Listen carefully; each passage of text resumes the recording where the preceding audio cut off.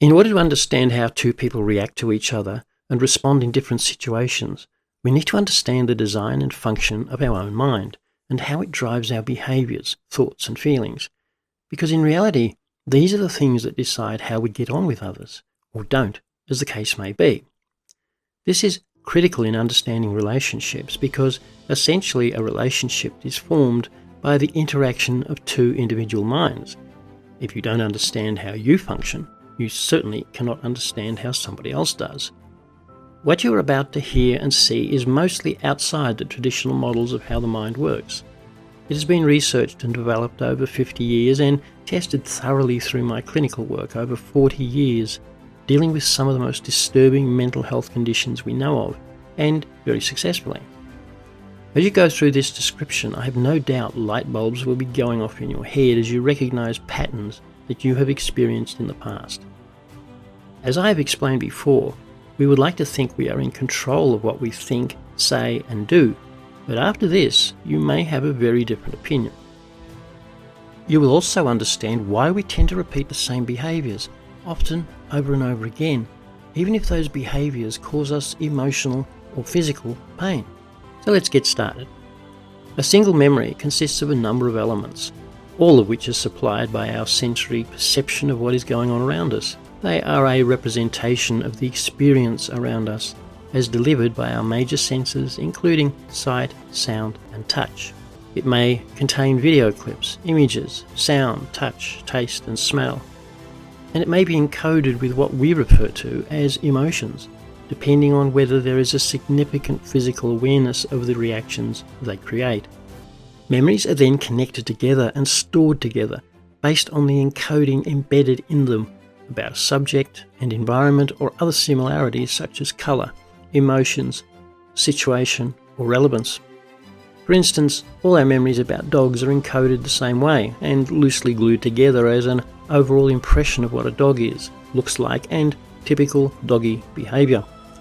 Other memory groups are formed with encoding about self, life and death, relationships, what a tree is, what a cat is, what a pen is. These memory groups develop into what we have typically called beliefs. For instance, we believe a dog is a dog because what we see in front of us looks like, moves like, behaves like, and smells like what our mind has previously recorded as a dog. Similarly, we hold beliefs about who we are, what a relationship is. We literally have tens of thousands of beliefs about everything we have encountered in our lives. We believe that this thing or concept is based on what we have observed and learned during our lifetime. So what does this mean in terms of how we process these memories from a practical point of view? There are essentially two parts to the mind, but what we are referring to here is the repository of these memory groups in our unconscious mind. Over time, we add thousands of memory groups to it. Our conscious mind is our awareness of what is happening around us based on what our senses tell us through sight, sound, touch, smell, and taste. Our unconscious mind is our recorded memory of everything that we experience from our senses through conscious input. In other words, as we've just seen, we parcel up the total content of incoming information coming through our senses and record it just as a hard drive on a computer records and stores the information we provide it. The resultant belief system is organized more or less around the level of emotional energy or importance encoded into these memory groups. Memory groups that have very low or no energy recorded in them are simply ordinary beliefs. For example, very few people get excited about what a pen is. It is mostly just a practical tool that we use when writing. For some, however, a pen can take on a whole new level of energy depending on the association of emotion or importance of this simple tool. For these people, because of previous experience, the humble pen takes on a whole new look and feel of value. Beliefs that contain significant reactive emotional encoding are the basis of our values.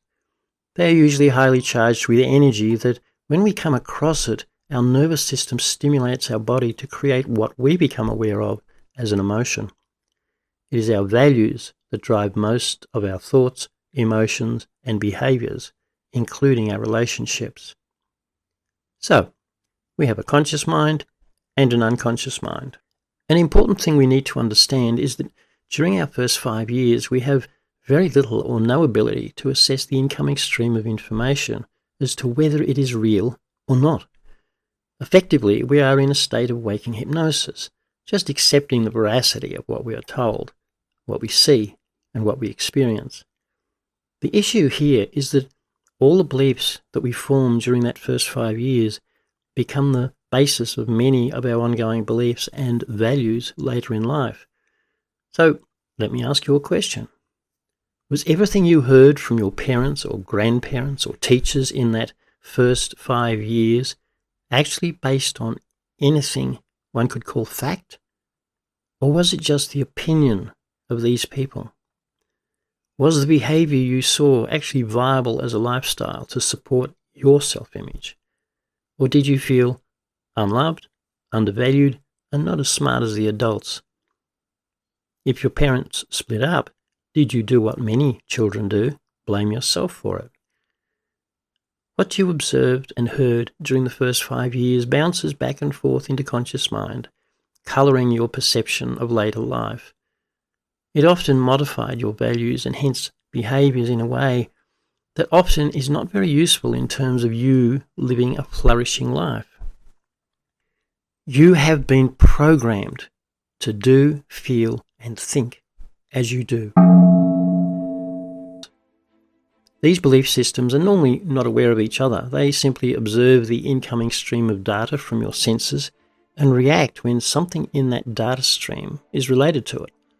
Often the thoughts, feelings, and emotional reactions that are driven by your interaction with the world around you can be in direct conflict with each other.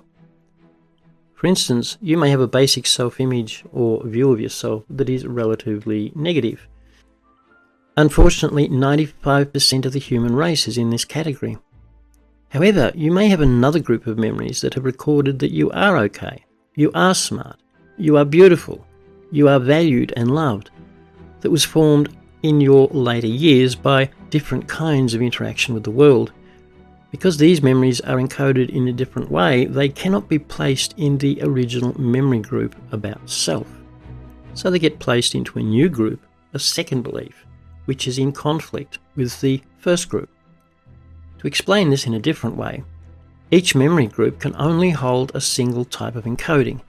In this case, either I'm okay, lovable, capable, or I'm not okay, not lovable, useless. Both coexist and present their recorded reaction to your conscious awareness at the same time when things happen in your life that relate to your self-acceptance. These two groups can and do present conflicting emotional responses to you, making it feel like there are two of you in there doing battle. I'm sure you've experienced this feeling, which can be very disturbing at times.